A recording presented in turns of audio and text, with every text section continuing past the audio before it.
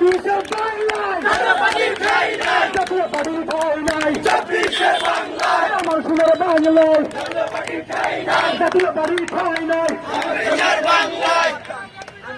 আওয়ামী লীগের দোষরেরা হুঁশিয়ার সাবধান, স্বৈরাচারের দোষরেরা স্বৈরাচারের দোষরেরা আপা গেছে যেই পথে যাবা যাবে সেই পথে, আপা গেছে যেই পথে যাবা যাবে সেই পথে।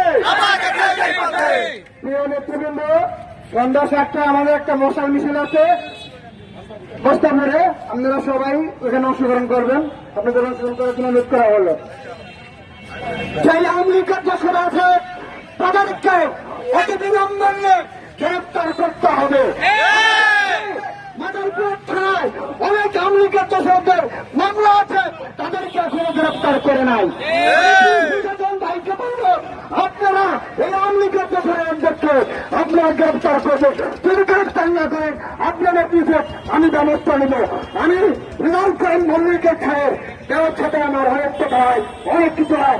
যদি আপনারা যদি ব্যবস্থা না নেন তাহলে আপনাদের বিরুদ্ধে ব্যবস্থা নেবে। আওয়ামী লীগের দোষরা এখনো আছে, মাদারপুর জেলায় অনেক কিছু আছে। ধন্যবাদ সবাইকে।